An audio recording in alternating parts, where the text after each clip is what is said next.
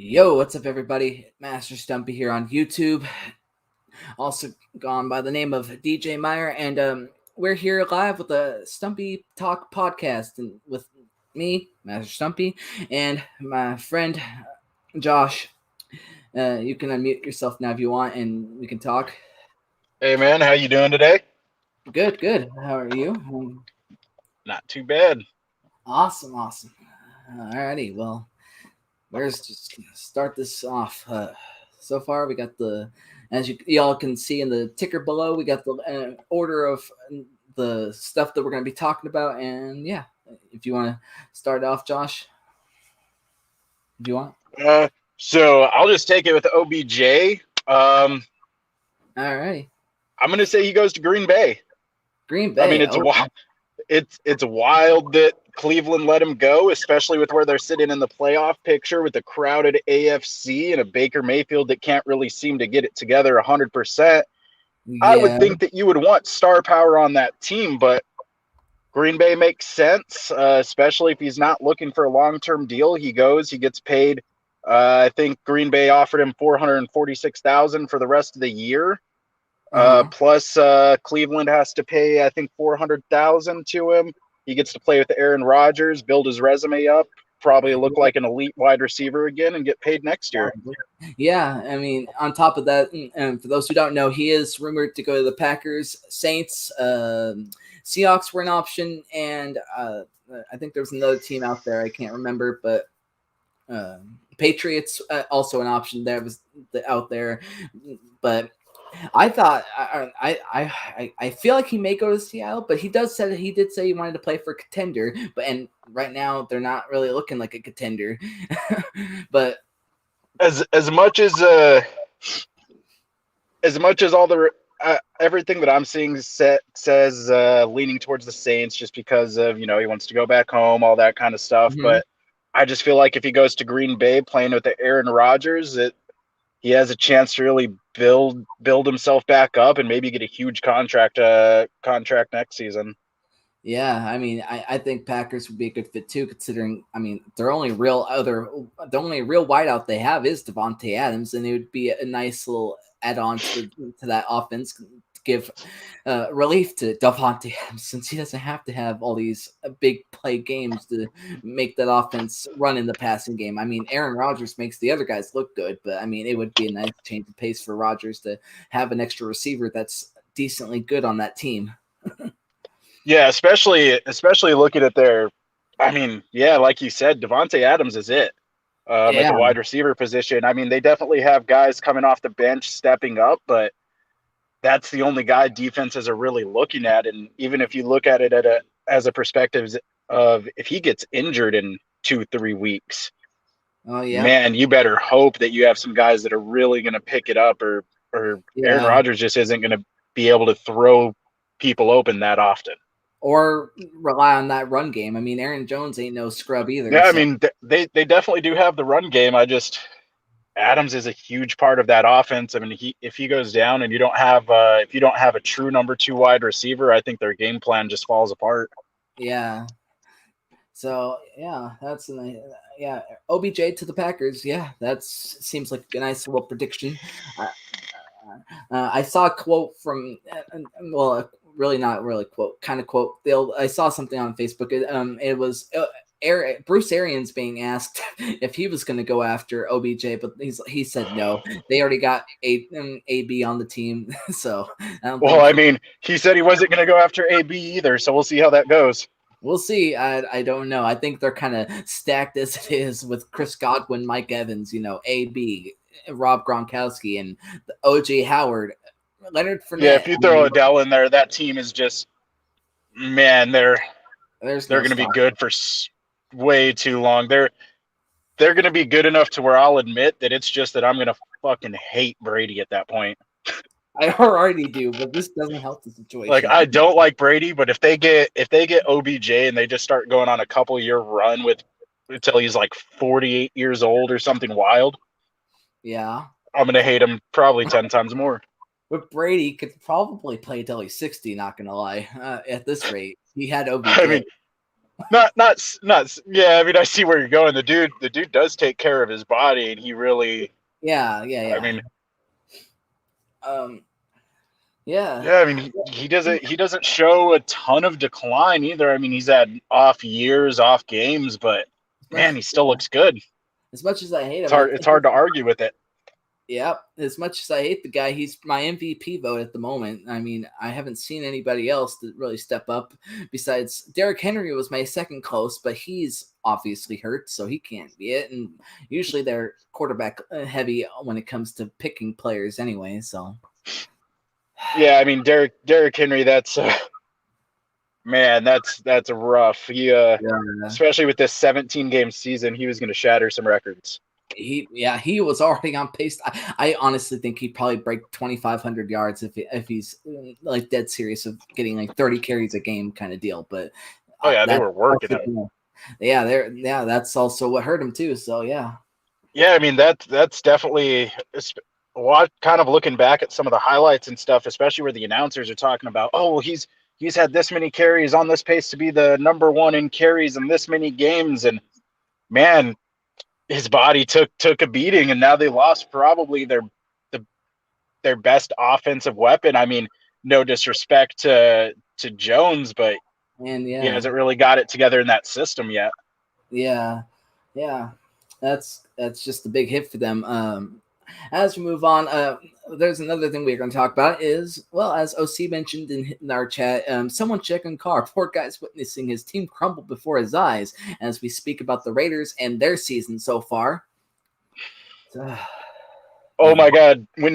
I watched the video of him being asked about Henry Ruggs at the at that press conference, and man, I don't know if the things that guy was saying don't make you feel some type of way and show you that he's willing to do anything for that team, then I don't know what will. Like, as much as I'm a huge Chargers fan, I hate the Raiders, but I got to give Derek Carr some respect for everything that he's been going through and how he's been able to handle it and kind of keep that team together, especially Yeah. when you listen to, what is it? Because I always mess this guy's name up. Pisaccia, the interim head coach.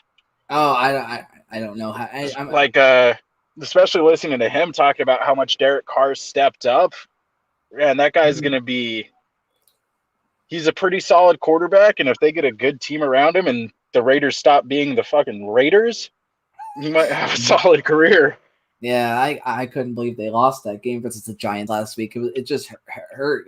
They need some more offensive weapons. Not gonna lie. I mean, from what I've seen throughout the Raiders season so far, it's Darren Waller, but I think he's still hurt. Right? Hurt? I know he played last week. I don't remember if he was injured or if they were talking about if it was if he was just kind of still dealing with some remnants of an injury. Yeah. I did not look into that one too well. It's fine. Yeah. So, and then Ruggs being gone, and then they released another 2020 first round draft pick in I believe Arnett was his name, David Arnett. Yeah, Arnett. It was because of that video that went around, right? Yeah, he was brandishing guns, saying was death threats or something like that. I'm not. Yeah. Yeah, man, that's wild, especially on that team with what they're going through. That is not a time to have any dirt come up on you because you're going to be gone. Yep. No sliding that under the rug. Oh, good Lord. But I guess since we're already kind of talking about the Raiders, should we just go all in on it? Yep, that's fine. Jesus Christ, what is going on with them? I swear, half of the news in the NFL I see is somebody from the Raiders is getting arrested, going to be arrested, or is a racist. Jesus. Oh, good Lord, yeah. Oh, unbelievable. I mean, I've seen teams have the injury bug, but it is the biggest Raiders move in the world to have the prison bug. Oh my God, yeah. Like if you really want to start following those stereotypes, just keep it up, boys, and keep that basement in the AFC West warm.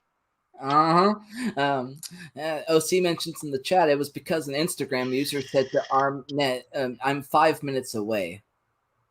Oh.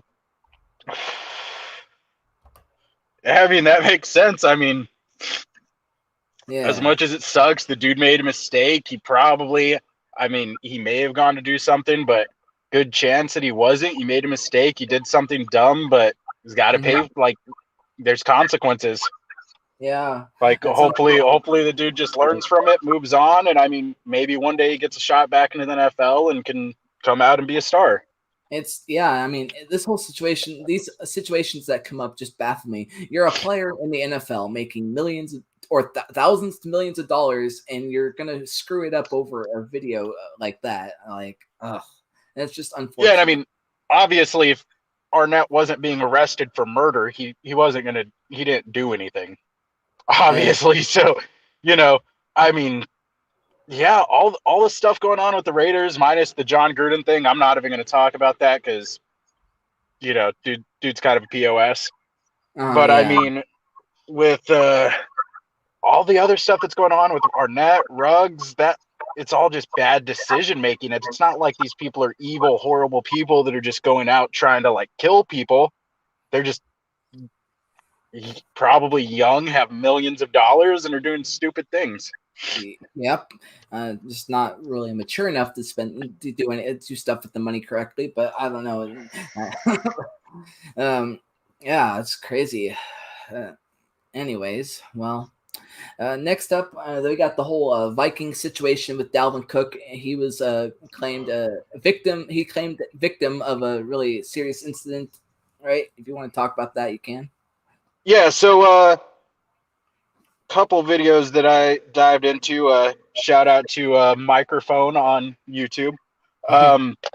Some crazy stuff. So from what I've seen, the actual incident happened about a year ago. It happened between Cook and a girl that he had a short relationship with, who was a sergeant in the Army at the time. Mm-hmm. And allegedly, she broke into Dalvin Cook's house, maced him and two guests that were there with him, pulled a pistol out on him, held all three of them hostage for hours, and then when a female guest angered her, she went to do something. Dalvin Cook pushed her down, and that's how she was injured, allegedly, from the statement that his lawyer put out. And he also Dalvin. Audio cut out.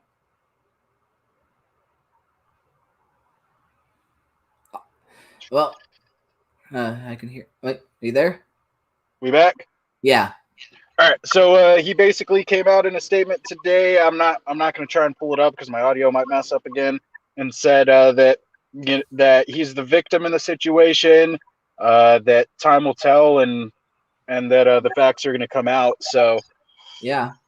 I don't know, man. If he's coming out that confident and he has witnesses and pictures and evidence like he says, innocent until proven guilty is innocent until proven guilty. But I mean, I don't know. It's weird timing, especially if that happened and now she's trying to come out and sue him, because she's trying to come out and sue him because of the injuries now from what I've seen. And especially if that happened and now she's trying to come out and sue him, that's just insane. Yeah, that's crazy. But you do have to give props to Dalvin Cook. Not a subject that gets talked about a lot, not a subject that people want to talk about. I mean, it's hard enough talking about domestic violence from men against women. It definitely doesn't get talked about very much from women against men. So props to him for coming out and handling his business and, just coming out and saying what really happened. Yeah. I mean, if that is what really happened, I'm not going to, in a couple weeks, I might have to take all this back, but yeah, as of right now, that's my thoughts on it. Yeah. There's a lot of things people say that I have to take back later because of what comes out in the news. Or I mean, in 2 weeks, this might be a completely different story and none of that ever happened. But as of right now, from the news that I've seen, that's how I feel about it. Yeah. I mean, I think at this point, usually NFL players are quiet about their business, quiet about the situations that come out. And usually if they are innocent, if they are guilty, they'll issue an apology statement or something like that. But if there's an NFL player coming out, full force saying he's the victim here and stuff like that, which I don't really see too much of that in the NFL. So if there's a guy out there coming out like that, I believe he could possibly be innocent. So yeah, I mean, definitely makes sense. But on the other hand, I'd say a lot of stuff to save a multi-million-dollar career. Yeah, true. So you never know. I just gotta wait until let the whole situation play out and see how it goes down the future. I mean, if it was between losing a little bit of pride and keeping making millions of dollars, I'd come out and say that we threw hands and she boxed me and knocked me out. Oh man, yeah. Yeah. A lot of crazy stuff going on. Anyways, well, there's another thing going on. Or what? Oh, at least Derek Carr has D-Jacks now in regards to the losing rugs and all that. So, I mean, yeah, I get it. That's nice and everything, but yeah, still lost Henry Ruggs, man. Yeah, good receiver coming up. Like, he's good now, and this probably isn't been as good as he's going to be in a year, 2 years if this hadn't happened. So I mean, even replacing him with D-Jacks, I mean, I don't know. As much as I see trying to see the optimism in it, but that would be a hard one for me to look at it and say, yeah, we really got something out of this. Yeah. So, and then we got another comment saying Cook could be good now. Cook should be good now. It's not on video, so I don't. It's the situation that happened isn't on video, is it, or was that just this? No. I think he's making I believe that he's making a reference to what's his name, the running back from the Ravens that beat his girlfriend. Oh yeah. The Ray Rice incident. Yeah. The Ray Rice incident. The Dalvin Cook situation, on the other hand, probably lucky for him that it's not on video. Maybe it could go one way or the other. So, or lucky for her, I don't know. So, yeah, I mean, only time will tell. We'll see how it goes. Yeah. Yep. But, yeah. I mean, all I know is the Vikings better hope it doesn't go the wrong way, or they're screwed. Better really hope Kirk Cousins can carry a team. Yeah, and right now I know a couple Vikings fans. Oh, I know one Vikings fan out there that doesn't trust Kirk Cousins as far as he can throw him, and he wants the Vikings to lose out so they can rebuild again and switch head coaches and stuff like that. So, but then I got two other Vikings fans that really love Kirk Cousins and want to see them win. So it's like, back and forth with them. But I mean, it is nice to watch him and his head coach beat the hell out of each other on the sidelines after he does one good thing in a game. You're right. Yeah. So, I mean, I don't think he's horrible. I mean, he's an average quarterback with a great running back. I mean, look at Tannehill and Henry. I mean, Tannehill. I guess we're gonna see here in the next couple weeks, but I don't think he's not nearly as good without Henry.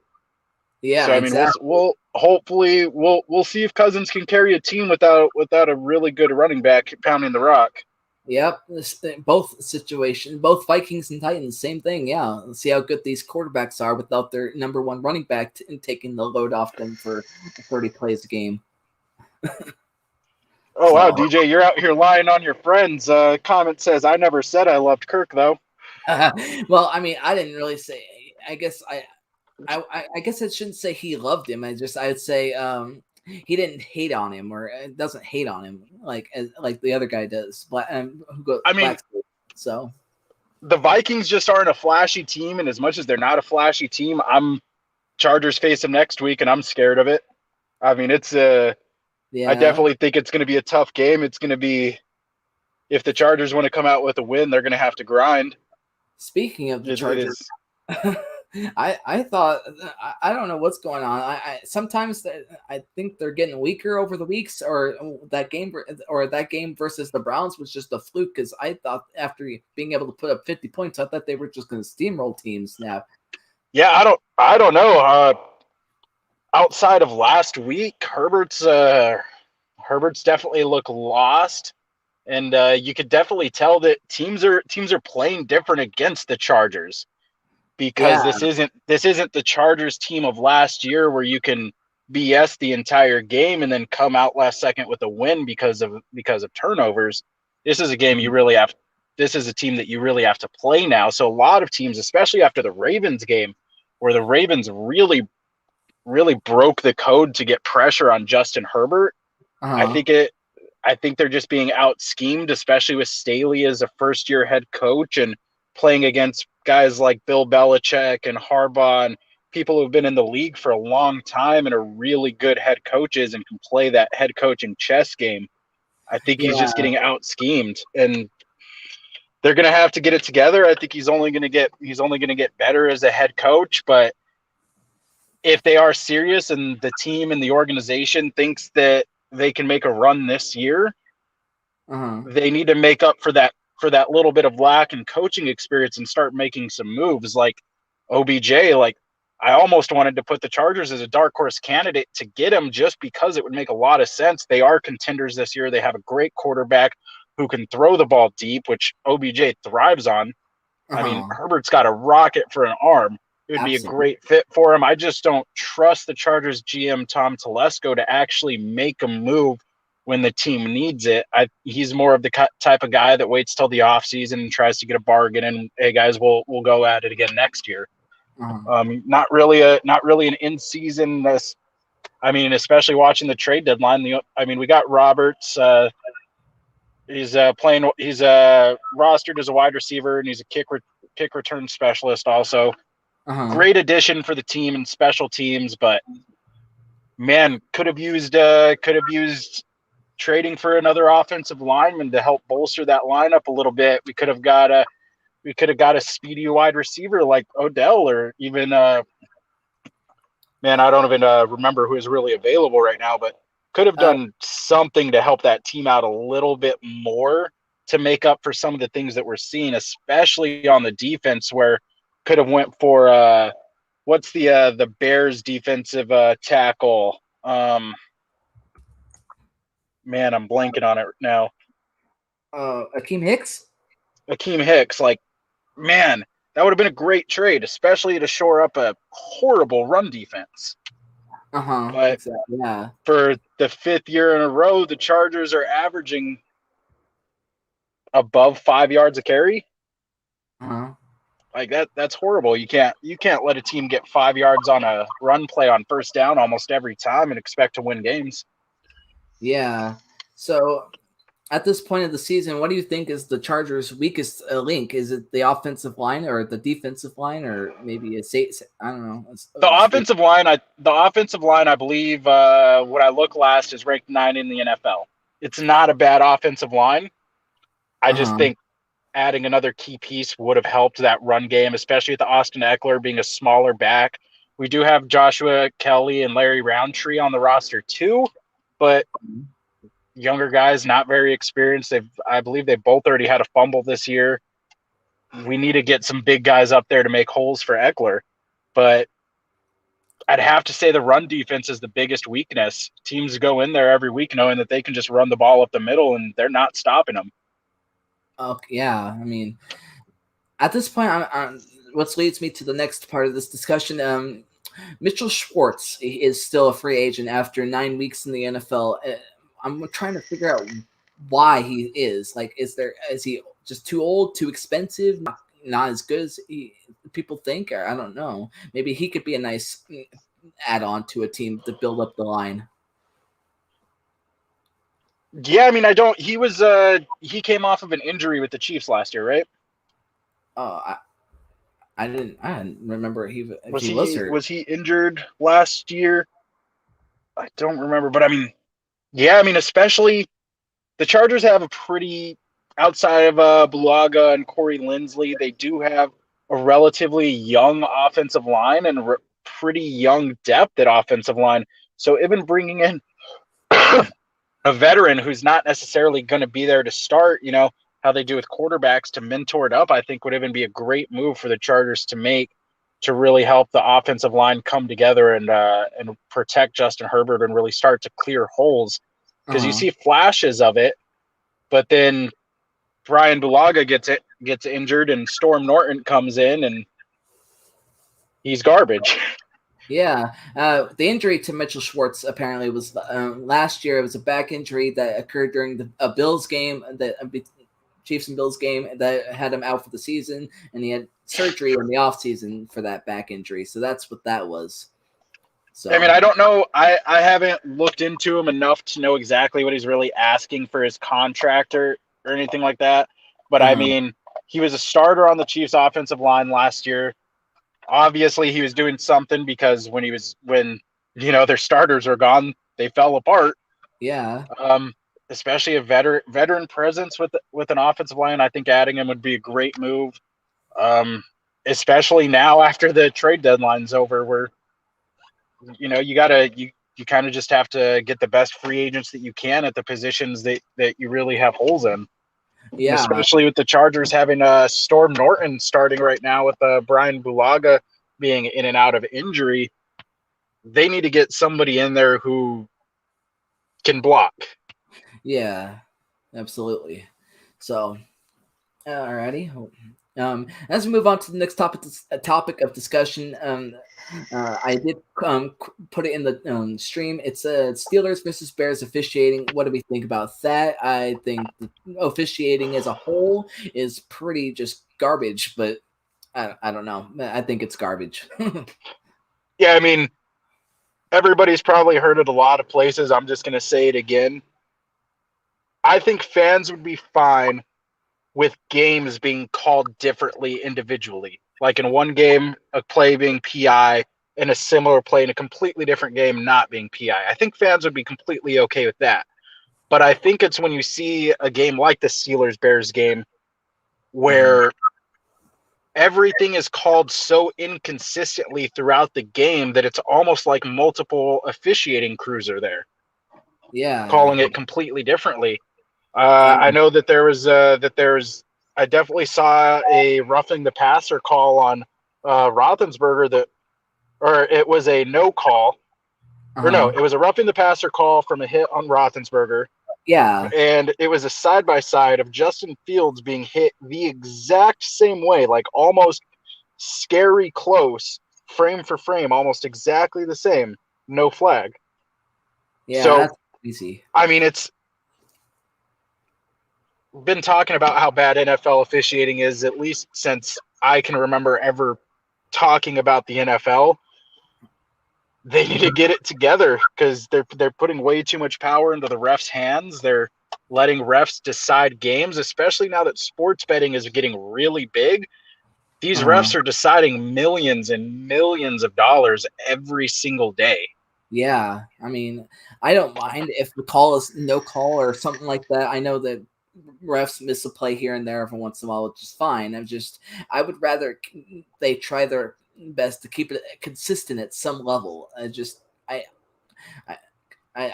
would rather have it some consistency. So, but I guess now the question comes: the ref that called that play, or that threw that flag, should he get downgraded for the ref tier system because of that call? I believe so. I mean, there should be some form of consequence at some level if you're a referee making or that's a professional referee in the NFL and you're missing calls left and right. I think that like that, or just I don't know, throwing something out that's not there. Or that something that is there and it's missed. I believe some form of punishment should occur based on that, like at some level. So after that, I guess my next question would have to be: do you think that the NFL is going to do that, or do you think that they're going to come out and defend this because it's a point of emphasis this year? I mean, we won't know until the offseason if the NFL actually does do anything or not. But I really don't think they're going to really do anything. Well, I guess my question is more of: do you think the NFL is going to come out now and defend that play call or defend that flag and say that it was thrown correctly and accurately according to the rules? Because technically, following the rules to a T, that flag would have been actually reasonable to throw. In the game time situation, not at all. So I'm just curious to see if the NFL takes the side of no, the ref was right to the letter of the T in the rule book. This is correct. Or if they're going to say, hey, no, this just messed up the flow of the game. It completely altered this game. We need to change something. Yeah, I don't believe that they're just going to make a statement or anything like that. I think it's just one of those things that happens every game, and they just it happened and move on kind of deal. I think that's usually how it goes, and I would, think they just move on. Comment here: can we just get rid of the taunting rule already? I mean, it would be cool, but I see where a lot of the guys now are coming out who were for this rule change and it being a point of emphasis, saying we didn't want it like this. We wanted it. Hey, if you hit a guy and you stand over him for 10 seconds and you're barking at him in his face, that's a flag. We didn't want, guy stares a bench down and throws a flag. Yeah, right, or jumping on the goalpost, so, I mean, and hugging it like DK did versus the Jaguars. That was stupid. If they would, in the words, kind of copying something from Pat McAfee here, if they would stop handling this like a bunch of old whites and give the fans what they want, everything would be good. Like, hey, if a guy's over there doing something dumb, throw the flag. But besides that, shut the hell up. Let the game keep going. I'm not here to watch the stripes. Absolutely. They take, I believe some of these, sometimes I think they just call it for the screen time. Yeah. Well, yeah, everybody gets a fine. The NFL makes more money, and that's really what it's about. Yeah, I mean, as much as fans can say, oh, the NFL's about the team and everything, and we like to think that, it really comes down to money, and they're gonna make rules that are gonna be able to cause them to give more fines so they can get more money. Yeah, pretty much, yeah. And that's why we've been complaining about the same ref calls and the same dumb flags for what? Do you remember a time when we weren't complaining about refs doing dumb stuff?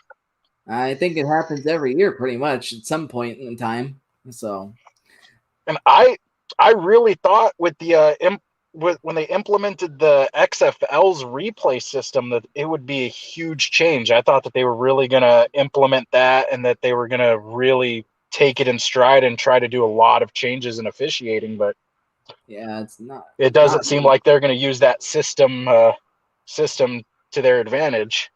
Yeah. Speaking of the XFL, as we transition into the last, I believe the last topic of the news discussion, Dwayne Johnson has posted on his Instagram today that he, actually it was yesterday, but it says XFL hires former Buffalo Bills CEO Russ Brandon as the league president. On top of Russ Brandon as the president, they hired a Janet as you could find the names on Google. I'm not going to try to pronounce their last names again or at all.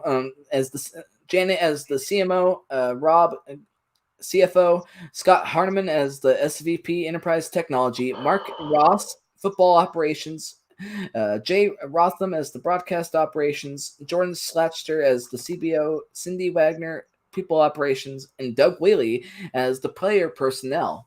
That's a nice, interesting set of people there for the business of the XFL. I'm looking forward to seeing what Dwayne Johnson provides this year for the XFL and see if maybe he can make it into this big thing again and not have it be a one-time off thing.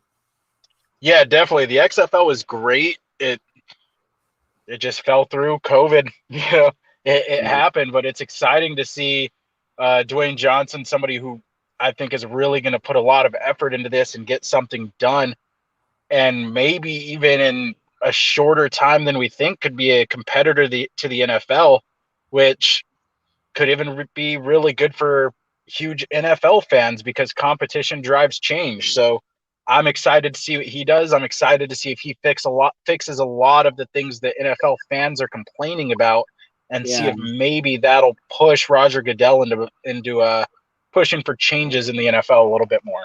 Yeah, it's always great to have a little bit of competition between competitors here and there. I'm just worried that it's not going to bring in enough money, and then maybe either Dwayne Johnson. I don't know how much Dwayne makes. I don't know how much money he has as a person, as a celebrity, but I hope that it's enough money that they can bring in with the fans on top of the money he makes, and hopefully keep this running for enough for more than just a year, because it'd be nice to give it a if it they need to give it a few more years before they can just cancel it and say it was a fail, because I think it may take more than 1 year just to get it up and running as a consistent thing.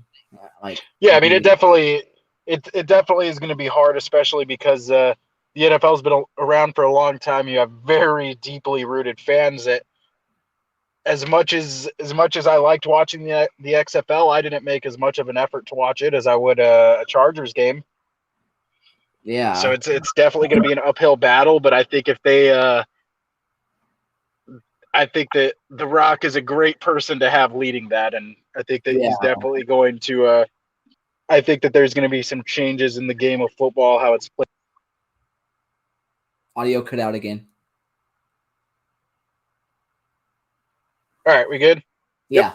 But yeah, I think that there's going to be a lot of changes that come in the NFL because of the XFL, and now that they have somebody who I think is really going to put a lot of time into it. Yeah, absolutely. I just gotta get on it, get its feet, get the league on its feet, and get it rolling, and I think it'd be good to go. So, But yeah, if we're going to talk about the XFL, have you watched any of the fan controlled football stuff? I had no idea, or I mean, I knew about it, and I didn't know. I didn't really. I kind of. I mean, okay, so I knew about it when it first came out. When I saw that Johnny Manziel had a part in it, being signed to a team or something like that, and then after that, I kind of just it kind of fell off for me. I didn't know about like where it's being broadcasted or how it's being promoted. I didn't see anything else on it. I only saw like one or two things, and I didn't know what the time frame of their schedule was, if it's going to be in the fall, summer, spring, whatever, or how often or how many games. I haven't seen anything on it. Yeah, I think I watched one game because it was so advertised, and I saw it on Destroying, the YouTuber, Uh-huh. the guy, the kicker. I was watching some of his videos, and I saw that he had bought part of a team. So I was trying to check. So I checked it out. It seemed all right. Uh-huh. They definitely had it figured it out, but then everything just kind of disappeared.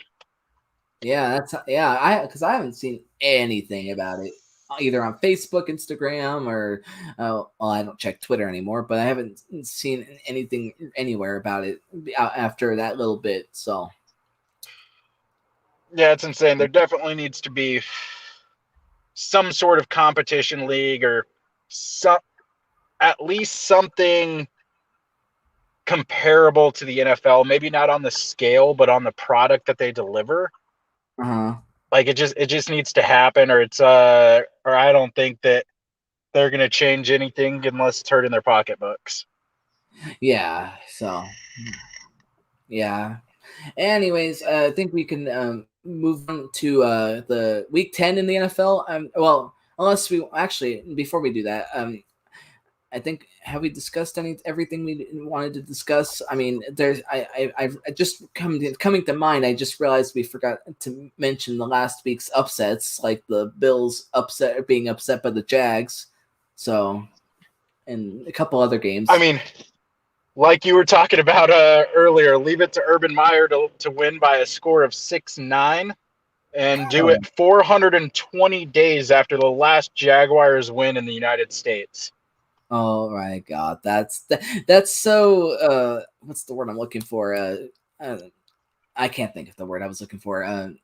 Urban? But well, I mean, yeah, it's so urban, but still, it's like so. The word I'm thinking of starts with a C. Like I don't know, whatever. It's like perfect, I guess, that it just lined up like that. So, oh well. Yeah, I That don't I don't it's even know what to say about that one. That was Jesus Christ, Josh Allen. right. That Both of was Yeah. Yeah, the Nice. Bills are hard to judge this year. One week they look like they're unbeatable, and one week they lose a garbage game to the Jaguars. Yeah, I I mean, mean, it's definitely a hard team gauge anywhere. same with the Jets, and I mean, I couldn't tell. I thought they were at the start of the year. I was like, this is going to be a team that's going to tank for the first round pick again. And then you bring in a guy like Mike White, and he provides a new spark to this offense that I haven't seen in forever from a backup quarterback coming to a new team and just doing that kind of thing. It's awesome, but it's also surprising too. It was definitely I was definitely disappointed that he went out with an injury. I was really hoping, especially with how he started the game, that he would come out and light it up again. Yeah, I I mean, think. he looked good, especially for a Jets team that can't find a quarterback that can do anything. I think Yeah, uh, he he uh, he was announced as the starter for this week, so it's going yeah, to be interesting when Wilson gets back and see what they do with that, yeah. I'm thinking. especially if he plays lights out this week. Yeah, I hope he does. I'd like to see a little quarterback controversy going in New York because I'm thinking if what Mike White does good, maybe the Jets provide or Jets either find some sort of value in either Mike White or Wilson, determine who they're going to favor as the future quarterback, and maybe either I don't know if they're going to keep them both this year or try to trade them off for some draft picks or something like that. I don't know, or some But I gifts. mean, you know how the NFL goes. For them to do that, they would have to admit that their draft is wrong. Oh, yeah. So either way, But yeah, White is yeah that guy. If he balls out this week, I don't think the Jets have an option besides starting him at least for the remainder of the season, or unless he starts to really decline. But that's a team that needs a spark, and if he's going to give it to the team, I think that they have to let him play it out and see how far he can take him. yeah, absolutely. I mean, obviously, you're gonna want to ride with your hot hand at the moment. So I don't know if the Jets as a team has already forfeited the season as a whole, or if Mike White kind of provided the optimism for them to keep going. But I hope the Jets continue to not be the Jets and continue to actually play good. Yeah, I mean it's so hard to even look at Wilson and think what if he's a bad quarterback, because the Jets just they have Saleh coming in implementing a new system. He hasn't been a head coach before. He's getting a rookie quarterback coming out of the draft, not not even a very highly touted prospect. Uh-huh. They need something to go for him, and if it's going to be White, then it's got to be White, and they need to eat it and Yeah. figure something out with Wilson. And if White's holding it steady throughout the end of the year, I think that they try and trade him away and get what they can get. Take it as a wash. They got their quarterback that year, and it's all good.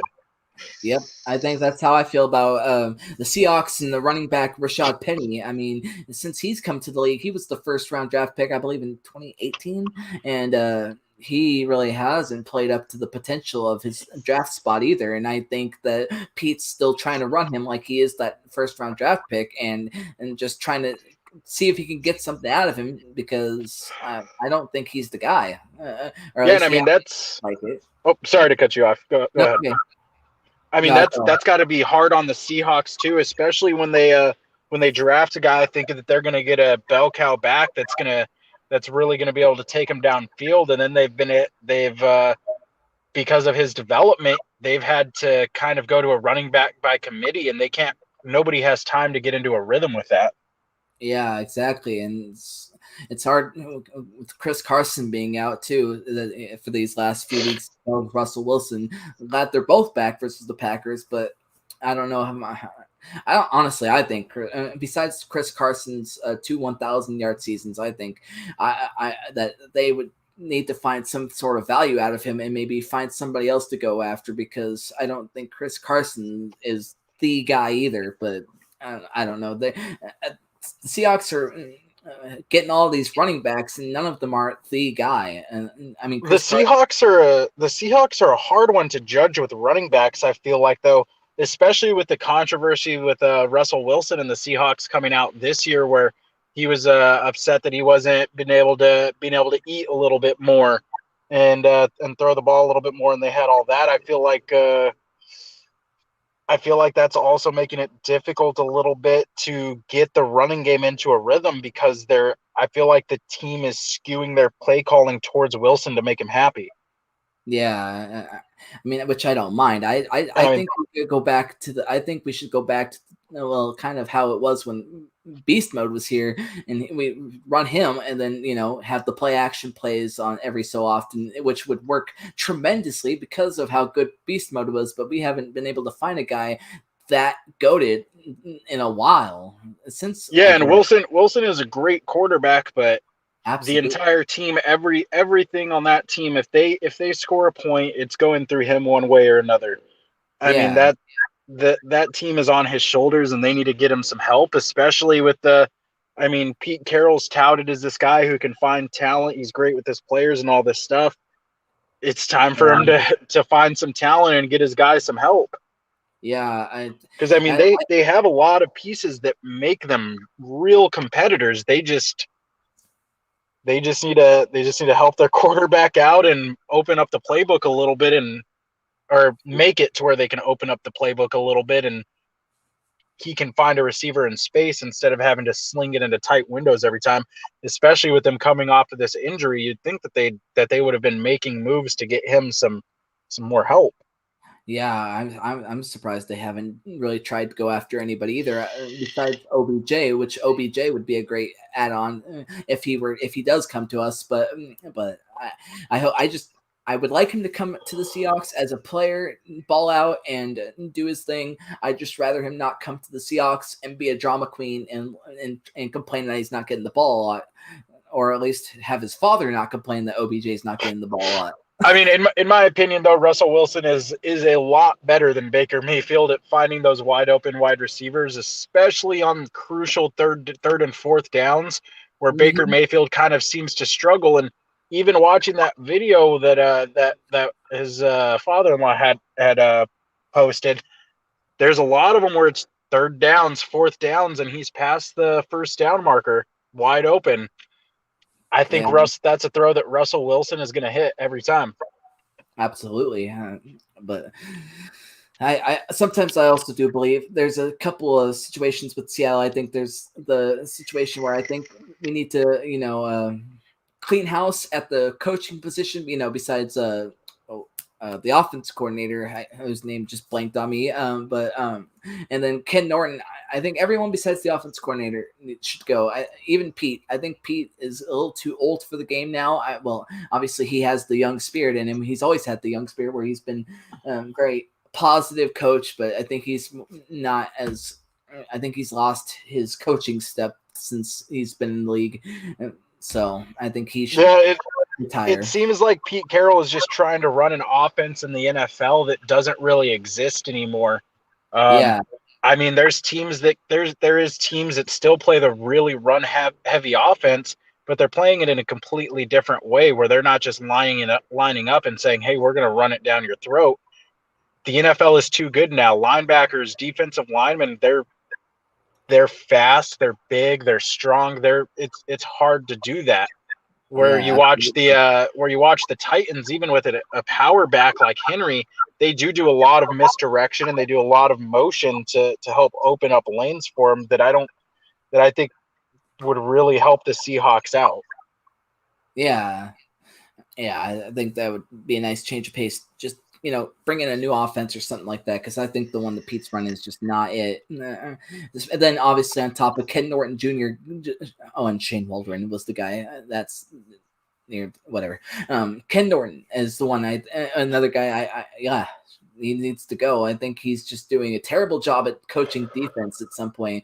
I gotta find somebody to help get these talented players. I mean, we have quite a few talented guys on the defense, and none of them are been able to make plays this year, and I just can't figure out why. Jamal Adams, we traded so much to get him, and he hasn't been able to make really any plays for defense here. It does make you wonder, because you do see a lot of players that come from other organizations or even college that are supposed to be really good, and once they get there, they don't. So like you said, it does start to lean towards the coaching staff isn't developing these players or putting them in a position to where they can make plays. Yeah, exactly. I just need better play callers on that for defensive coordinator or something, because I think this comment's for you though. Grant's Gaming Network. Sometimes I think Russell is overrated. yeah. I don't think I'm that. not gonna lie, man. I feel the same. Sometimes I watch him play, and you listen to people talking about him, and it's this guy magician in the pocket. He escapes everything. He'll make a play, and then it seems like, again, I think it's just because they put too much on him, and he doesn't have anybody there helping him out really. Yeah. But it seems like, especially the last, I'd say since mid-season last year, it's really seemed like those fourth quarter situations where they need him to shine, he doesn't have it anymore. And I'm not going to say he's losing a step. I mean, he's gotten a little bit older. He might not be as fast as he was, might not be able to do the exact same things. So they need to recognize that and realize that they have a scrambling quarterback who has somehow been able to keep himself from getting injured, getting older, and they're just going to keep putting him in positions that could get him injured because, it didn't happen 4 years ago. Yeah, I mean, speaking of his injury, I know he's just coming off the finger injury. I'm just worried he's going to be a little hesitant to throw a lot of deep balls because of that. Because being that it's his middle finger, and the middle finger is like I believe I seen that it's your most important finger when it comes to throwing the ball deep or something like that. So, here's one. What's your opinion on the Broncos? I think they're a coaching staff change away from being contenders. I mean, you look at that roster, and even with Teddy Bridgewater as their quarterback, they're a solid team. I think that they just need a clean house with most of that staff. I think it's time for Elway to go. I get that he's a huge piece of the organization and everything, but even in the role that he's taken this year, it doesn't seem like he's really ready to step back. And I think the organization needs to tell him that he needs to get out of the spotlight and let the team do what it needs to do. Mm-hmm. I think they found their quarterback, to be honest. Teddy Bridgewater kind of fits in that offense for some reason. I just don't know why, but I mean, I think he's doing pretty good. And just got to get a few more pieces for that offense, and maybe it could get it going a little bit better. And then on top of the change of coach here, and then change of organization or something like that, just to get that a little more oomph behind it, and maybe it could be good. I mean, they were doing good at the beginning of the year, going 3-0, and then it just kind of fell apart. Well, Teddy Two Gloves got injured there, but yeah, I mean, I don't know that team. They have. I mean, well, I guess we can't really talk about the Broncos without talking about that they just traded away possibly the best player on their entire roster. Yeah, but I mean, that there, I think it just shows that they're going full rebuild mode at this point. Yeah, it seems to me like they're a team that doesn't need to rebuild, that is deciding to rebuild. Yeah. I think like they had plenty, like they don't have the biggest name players, but they have enough to where they could have done something, and instead they're deciding to get rid of arguably the best pass rusher next to Aaron Donald in the NFL. Yeah, I mean, he hasn't been exactly killing it this year, but I think dude's great. I think he's gonna. I honestly think he's going to start declining because of age and stuff like that. I mean, it's weird that the Broncos blew out the Cowboys, the number 1 rated team in the NFL without Von Miller on that team, and then the Rams losing to the Titans after getting Von Miller, even though Von Miller really didn't play, still happened after they got him. So it's kind of weird to see if Von Miller is actually good or not. So that actually ties into a question that was just asked. Is Vaughn yeah, actually good? Yeah, I think he's still good. Um, I think one of his big problems on the Broncos is that there's been able to be too many assets focused on him to stop him. yeah, Obviously, I'm not going to say he's as great as he was a couple years ago or anything like that. You know, people's bodies do decline, especially in a position where it is speed and strength, and your body is hitting another grown man's body every single play. I mean, you're going to lose a step a little bit, but I hmm think he's still great. I think especially lining up on that D line with Aaron Donald, it's going to be hard for teams to scheme a way to block both of them, because if you leave Vaughn one on one every time, he's getting around that and he's going to get some sacks. yeah. So, uh, I well, we got a quick question there. Is DK Metcalf or Cortland Sutton? Uh, DK. Yeah, same here. Not because obviously because he's a Seahawks player, not because of that, but because he is just so much bigger, stronger, and I think more talented than Cortland Sutton is. Yeah, I But mean Sutton. I think he's going to be a great wide receiver. I think he's good. I think he's going to kill it. But DK. I mean, the man's huge. He's yeah, strong as hell, yep, and he doesn't drop hardly anything. You got to go with him. That man is a beast. yeah, absolutely. What do you That think would about? be like me saying, "Do you want Marshawn Lattimore or Prime Beast mode?" Yep, man, that leads me quick.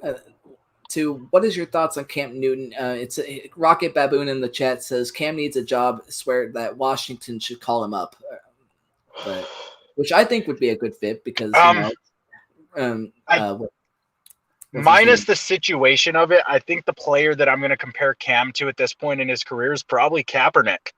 Um, I I think that even though it's not the same thing. I think that done he's done too many things to make waves in the NFL for coaches to really want to give him a chance unless Uh-huh. it gets really bad. Yeah, Especially with the big thing around him going to the Patriots was, if he can't figure it out with Bill Belichick, he can't figure it out. Like, this is the best coach in football. Well, yeah, he went with Bill Belichick and he didn't figure it out, so it's going to be hard to find somebody else who's going to want to give him a chance after Belichick couldn't do anything with him. yeah. Especially when you got a rookie quarterback teaching him the plays on the defense or the on the offensive playbook because Cam Newton doesn't know the offense. I mean, that's embarrassing. If I were an NFL quarterback being taught plays from a rookie when I'm an 11 or 8-year plus pro.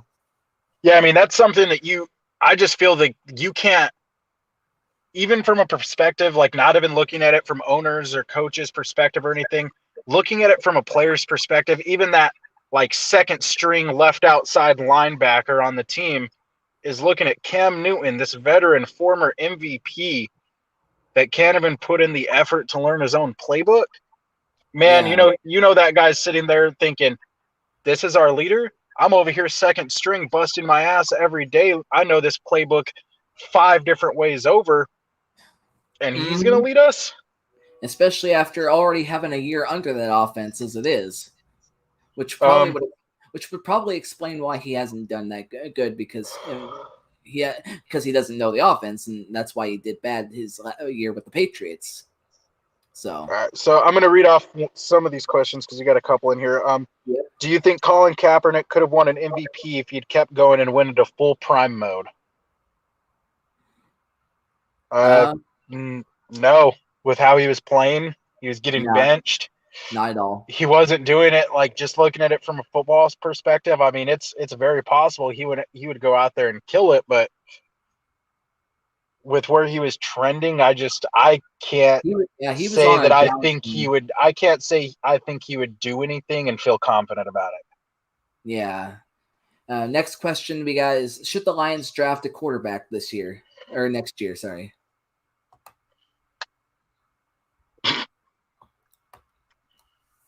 Uh, I'm gonna say no. Yeah, me too. I'm gonna say no. Well, I'm gonna say no that they should draft him in the first round or with any of their first round picks. I'm gonna say that yes, they should try to get maybe look for one in the late round or something like that as a competitor quarterback. Maybe force Goff to play better or something like that because or something. But really, I think their biggest need is to look for the offensive line and try to build that up. They need protection for the quarterback and top of finding another threat for that offense because I think besides Khalif Raymond, the tight end whose name just blanked on me, I'm sure I know who he is. And then It starts with an H. Hawkinson. TJ Hawkinson, yes, and Hawkinson, Raymond, and Swift, and then Jamal Williams as another running back, like on that offense. I think they should find another deep threat wide receiver to help the quarterback at some level of the passing game there. Yeah, I think you got a quarterback, and it was mentioned in the comics he did get to a Super Bowl. Yeah. I mean, you have to look at that, but you have to look at also his record without Sean McVay.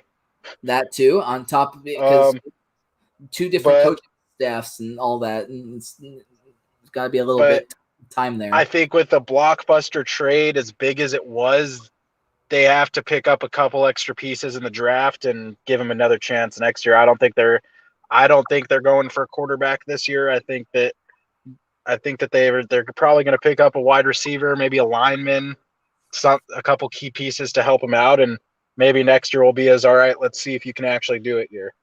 Yeah, I think that.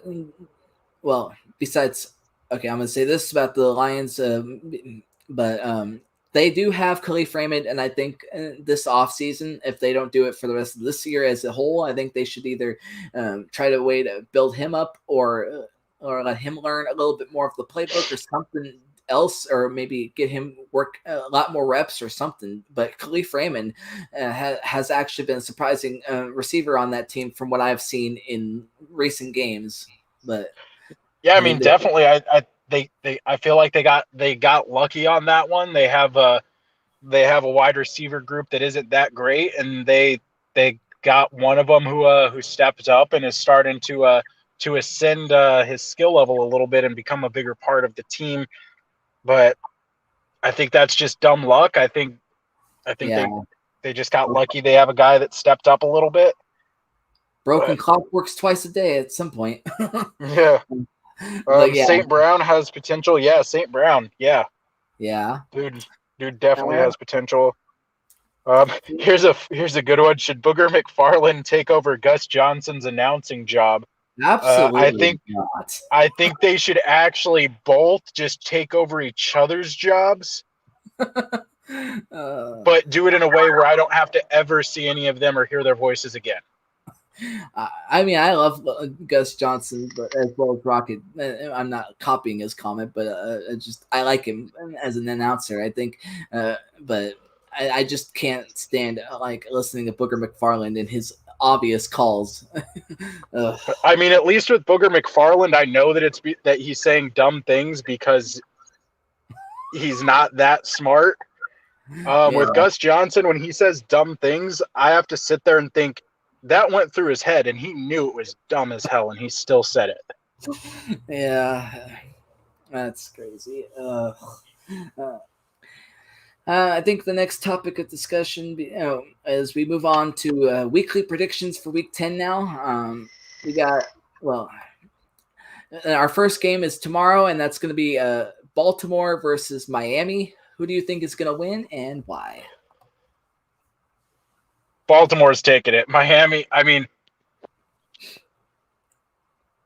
they're coming off of the L. They're playing Miami, who still can't decide if they want Deshaun Watson or not. Wait. No, they didn't come off an L. They had a last. Oh wait, no, yeah, I forgot it was the week before they had the big loss. But yeah, I just don't see enough of that Miami team to where I think they'll be able to stop them. And the Baltimore defense is really starting to come through. And I don't think that they've put enough there to really support Tua or committed to him enough to where it's going to do anything. Yeah. I honestly thought after seeing the Dolphins last year that they would This guy said Johnny Manziel. I'm sorry. That one messed me up for a second. I had to read it a second time to make sure it actually said Johnny Manziel. Gus tell me Johnny Manziel is the GOAT, and I might actually believe him. Oh man, but yeah, from what I've seen last year with the Dolphins, I thought they were going to be taking a step forward with that offense and with that, and because the defense was actually playing lights out from I believe the last 6-7 weeks of the NFL last year, and Oh yeah, they were great. yeah, and I thought they would just extend upon that this year and be a little bit better, but they've taken a whole hell of a lot of steps backwards, and I don't understand where the problem lies or whatever. But I mean, obviously they lost Tua for a little bit of the year, but I mean, I still think they didn't do as great with him either. But What's wrong with Booger McFarland? Let's be honest. He knows what he's talking about, or he wouldn't be at his job. Yeah, obviously he knows what he's talking about. He had to have gotten there sometime, but man, some of the things that this guy lets out of his mouth that don't make any sense. Like, it's his record. You'd be a great announcer if he would stop and be like, this probably isn't going to sound good. Yeah, I mean, it's pretty much his past experience in the NFL that's the reason why he has a job. That's the reason why any of these guys have a job at some level. I mean, not all of the announcers, of course, but like most of these people, Chris Collinsworth, Booger McFarland, Willie McGinnis, Nathan Burleson, they all have these jobs in the announcing and or booth or newscaster jobs for the NFL, but mainly because they're from the business, from the sport, and they've played in the league. So that's pretty much why some of these guys really have their job, but also on top of them just knowing what they're talking about too, but still. Yeah, I mean, I definitely I don't mind listening to them. Honestly, I don't pay that much attention to the announcers. I kind of listen to them, but if I could just stop hearing off the wall stuff almost every time he talks and him be an expert, that would be amazing. And yes, the Manning cast is great. I love watching them.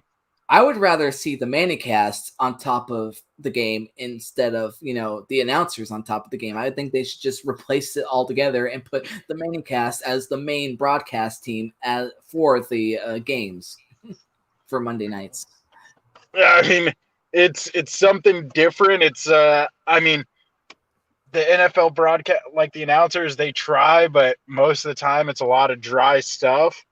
Watch the Manning cast, and it's funny most of the time. They're talking about normal stuff that most people talk about. I mean, maybe in a different perspective, whereas they're talking about football, but they talk like normal people. They're not like all uptight and everything. It's fun. It's funny. Yeah, I think that could definitely take over and end up being the more watched broadcast. Yeah. And as we get back into the predictions thing, so I obviously I'm going to go with Baltimore, but I'm in the discussion of Miami's losing a step, but yeah, Miami did lose a step, and I don't know where that lies, or the problem lies, but it is whatever. It's whatever at this point. But yeah, Baltimore with the dub. Starting off with the Sunday games, we got Atlanta and Dallas. Last year, Dallas and Atlanta, that game was wild. I don't know if it's going to be as wild this year, but I think Atlanta may pull off the dub. I don't know. That's just my thoughts, because if they can connect with Cordero Patterson a lot, and maybe feed the ball to Kyle Pitts here and there, I think if they can get an edge on the Cowboys defense, I think they could pull off the victory. But Matt Ryan's also got to have his A game too. So I mean, I thought the Cowboys were going to do good versus the Broncos, and then they got blown out 30-0 until like the last 2 minutes. So yeah, I'm gonna have to go opposite on that one and go with the Cowboys. I think after that loss last week, the team is I mean, I've watched some of the interviews. They're hungry for a win. They're coming out there. They're a great team. They have a lot of talent, and I just don't think Atlanta is going to be able to keep up with that. Yeah, I could see that. Yeah, I mean, I don't think the Falcons' defense is nearly good, so it could go either here nor there with that one. Next game we got is the Saints and Titans. I'm gonna go with the Titans on this one, just for the fact I think they're just a better overall team. And besides the Saints, obviously dealing with the quarterback issue, because considering Jameis Winston's out with this injury, so. But it could be close. I mean, the Saints defense is no slouch either. So I'm gonna go with the Saints. Um, like you said, their defense. I think that defense is really going to come into play and take control of the game. Um, yeah, I just honestly I just have a gut feeling on this one that the Saints are gonna come out and pull it off. I feel like they're both teams that are going through some stuff and kind of need to figure some things out, and it could really go either way. And that's yeah, just a gut call on it. yeah. I mean that's true too. Both teams have issues that they're dealing with via injury, but I think the Titans are just the better team overall, even without Henry. But that's here nor there either. So next game we got is the Jacksonville Jaguars and the Colts, Indianapolis Colts. Obviously, I think that last game versus the Bills was a fluke, but obviously being a fluke, being 6-9 victory and then 420 days and all that kind of stuff. But I think the Colts are going to get the win here. Yeah, I'll agree with that one. I'm going to say that the Colts, especially with the running game that they've been able to establish the last couple weeks, and Carson Wentz starting to go into his old form a little bit more. I think that they come out with the W, and it's not even close. Absolutely, it's going to be a destruction fest for them. I Next think they game, just got lucky on a week that the Bills couldn't click. yep. Next game we got is the Browns and the Patriots. I'm gonna go with the Browns here. If Nick Chubb is playing, I believe he is, but if Nick Chubb gets the ball quite a bit from Baker Mayfield, and you rely on Chubb, I think the Browns might just beat them. I think it's gonna be like a 10-point victory, something like that. I think so. I'm going to say the Browns for probably the dumbest reason possible: the cycle of Baker. He he's been talked a bunch of crap about the last couple weeks, so he's still got to start showing up until he can suck again. Yep. So, uh, yep. Browns, each of us here. I'm going to move on to the next one. We got the Bills versus the Jets. I don't think that the Bills are going to lose 2 games in a row, but so I'm going to go with the Bills here. But I really think it's going to be a lot closer than people are going to think, especially if Mike White doesn't get injured. If Mike White doesn't get injured, if he does get injured, yeah, the Bills are probably just going to blow him out again. But who knows? Well, Yeah, it I'll agree depends. with that. I'll take the Bills too. I agree that it's probably going to be a lot closer than people think, and hopefully Mike White can show out and maybe lead the Jets to actually get a couple wins. Absolutely. Next game we have the Detroit versus Pittsburgh. It's Detroit at Pittsburgh, and I think the Steelers are going to win. It's just I just don't see the Lions pulling off the victory here. So, but that's just me. I think Yeah, I'm gonna have to go with the Steelers too. I have a little bit of a different reasoning.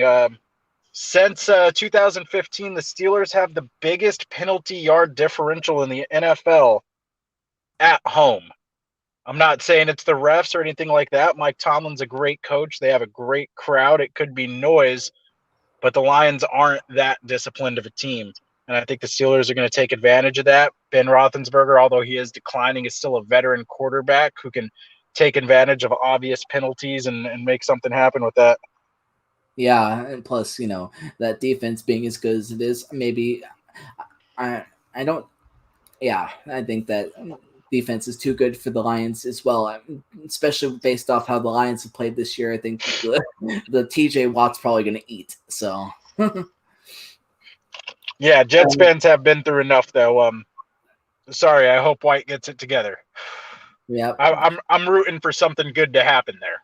yep. Next game is the Tampa Bay versus Washington. It's an away game for Tampa Bay. I believe that that's not going to matter.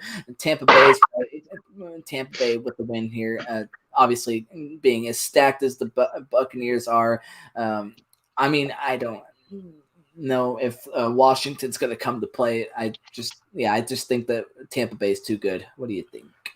Yeah, I mean, especially with the Washington's defense hasn't been as lights out as they were expected to be. They were expected to really carry this team, and the team was built in a way that the defense is the main focus.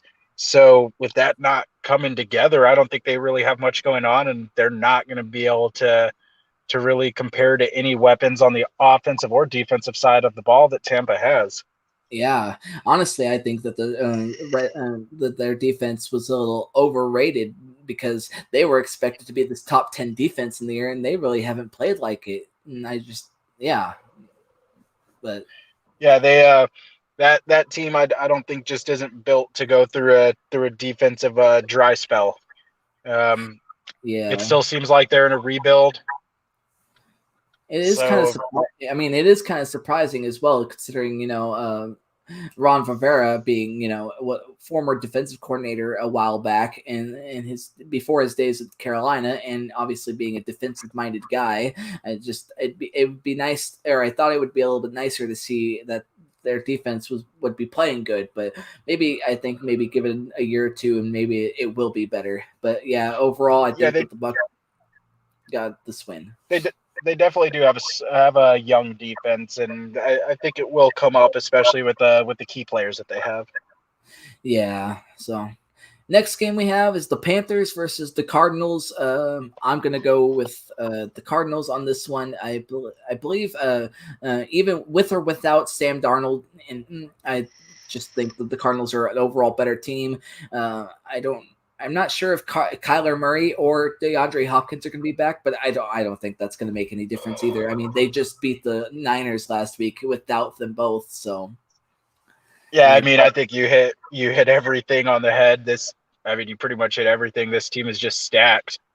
yeah, Last I, week without their quarterback and number one wide receiver, and they're still steamrolling teams. and I That's think a they're hard team to beat. and I think they're really good at coaching this year too. I mean, even with Colt McCoy in that offense and being able to put up as much points as they did, it was really surprising to me. Yeah, especially with the questions on coaching coming off of last season, whereas people didn't even know if their head coach was going to be around to see the end of this season. But he's definitely come out and impressed and really turned this team around. Absolutely. Yeah, I'm with OC and Rocket. Despite the Lions being in the state they are, I'm still hopeful that Campbell can turn it around. So, yeah, I agree. I'm in that regard because I don't like some teams, um, um, get the 1 year opportunity, and then if they fail, they're gone, or if they don't, or if they do, they have to do good year in their first year, or they're out. It's kind of like that, and I don't like that. Yeah, I think Campbell's definitely I like him. He's funny. He's loves football. Obviously, like that guy is there to coach that team, and that is all he is there to do. You got to keep that around, even just for culture. The culture that guy's going to install, if you give him a couple of years, that alone, I feel like can turn a team around. Yep. Next game we got for the prediction, we got the Vikings and the Chargers. I'm gonna let you take over for this one first. I'm going to go with the Chargers, and on this one, I'm actually going to. I got a score prediction on it. I'm going to say that the Chargers win this one, 28-31 on a walk-off field goal from Hopkins. Nice. I just think the Chargers are a better team. I don't think they've performed as well as they could have in the last couple of weeks. And watching the first few weeks of football, I think really shows that, especially with how hard their schedule was. So I think coming into this game, they're a better team. They got it. They got to win. Feeling good. They're going into a game where I think that as long as they keep is Cook playing this week? That's what I I don't was gonna remember. ask you. I don't believe I've seen anything inactive for him, but I think that Cook is really going to be the deciding factor in that game. If the Chargers can stop him, I think that it's a blowout, and it's much more of a score differential than the 3. But I think if Dalvin Cook goes out there and balls out, especially on a Chargers defense that really can't stop anything, that it's going to be a tough game, and they're going to have to rely on Justin Herbert to put up some big numbers if they want to win. Yeah, I believe this is a game that you can say is like a home field advantage type game. If it was at Minnesota, I would pick Minnesota. And since it's the Chargers, I'm gonna go Chargers. I think maybe the Chargers just might play a little bit better since they're at home, but I don't believe that the Vikings will win this one either. So I'm gonna go with the Chargers here. Next game we have is the Eagles at the Broncos. I really don't know who to pick for this one. I'm probably going to go. It's tough. I think this could go either way, but I'm going to go with the Broncos. I'm going to take the Broncos on that one too. They're coming off of a decisive win where they really, really put something together, and I think that's going to carry into this week. And they are a decent team that could pull off some surprising wins. Yep, that'd be. Yeah, I think that'll work too. Next game, it's the game, and I believe this should be the game of the week. And besides the primetime games that are coming up, but Seahawks and the Packers. It'll be at Green Bay, which from what I've seen, Russ coming off an injury, Chris Carson, I don't know if he's playing. I just know he's back at practice, and then I saw the thing that said that the Seahawks haven't won at Lambeau Field since 1999, which 22 years since I was born. But yeah, I probably am going to go with the Packers. Unfortunately, I want the Seahawks to win. I think they can win, but I probably might go with the Packers. Just because that fact that they haven't won at Lambeau Field. I don't know if Aaron Rodgers is playing due to the COVID stuff that he's dealing with, but I believe the last thing that I saw was that he would be cleared for team activities Saturday. So it really seems like it's going to come down to a game time decision depending on how he feels with that. Yeah. But from everything I've seen, especially watching him on the Pat McAfee show and everything, seems like he's ready to play. It's just going to come down to a team decision and how they're feeling about it, how he feels, if his body's ready to go. Yep. If Rodgers isn't playing, I'm going to Seattle. But if he is playing, I may just go Packers. I'm probably will go Packers. So. Well, man, with that one, I'm sorry, but I got to hop off for the night. Okay. Quick predictions. Kansas City versus Las Vegas, and Rams versus Niners. I'm going to have to go with Kansas City for the Raiders-Chiefs game.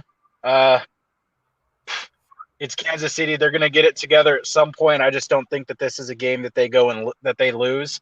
And then what was the last one? Sorry. Rams, Niners. Rams. I mean, that team's just clicking. They're building up. They're stacked. McVay's killing. Like, great head coach. I just don't see any reason unless something horrible goes wrong that they lose that game. Yeah, absolutely. I agree on both accounts. Well, thanks for joining me in this podcast, and hope to see you back next week. So, yep. All right. Have a nice night, man. You too. Peace. Well, there it is. Josh Johnson in the podcast with me today. Thanks. I appreciate him hanging out with me today and chatting it up with some football talk. As we finished up the predictions for the week, we have our overall thoughts. And I was going to go into power rankings, but and we'll see. Power rankings. We'll pull it up here real quick. Yes, football is the answer to the question, Grant. I was going to wait until a certain time and then answer the question, but now that I'm here and I'll see it. Football. Looking for my saved posts. Just a second. All right. Well, I know that we got Texans. We had Texans, Lions, Jets as like the last three teams in the power rankings, and I'm using power rankings versus via Dan Hansis. I've seen him on Instagram, and yes, Rocket, we'll have some NCAA football after this, but yeah, I think I'm actually just going to do top 10 teams and see if I think they're too high, too low, or just right. Top 10 is coming up here. Chiefs outside of the top 10 at 12. We got the Browns at 10, Chargers at 9, Bills at 8, Rams at 7, Baltimore at 6, Dallas Cowboys at 5, Green Bay at 4, Tennessee Titans at 3, Bucks at 2, and Cardinals at 1. We got, so with the Chargers, I think, honestly, I think 9 is. Apologies to Josh. I think the 9 is a little too high. I believe top 15 fits it better. If I'm thinking of it right, thinking about it right. I think that the Chargers are a little too high. The Cowboys being at 5 is too high. Definitely top 10 for sure, but I think not 5. I don't think they're top 5, but that's my overall thoughts on that. The Browns at 10. I think the Browns being at 10 is right. Bills at 8, right. Rams at 7 should be higher. I think Rams are a top 5. I think the Rams should be at 5 for me. The Packers, I think they should be top 10, not top 5. I'd probably 6 would fit the Packers better. The Cardinals are just right. Titans just right. Bucks just right. Bucks, I think, are a little bit better than the Titans overall. So I think the Titans should be a little lower. Still top 5, top 3, but I think the Bucks are better than the Titans. But I agree. With the Wesley, the Rams should be higher in that regard. And then next up, we have any more questions? I think I'm close to being done here, and then we'll switch over to NCAA 14 if you guys want to stick around for that. I'm gonna look at some stuff. And I'll look for some memes.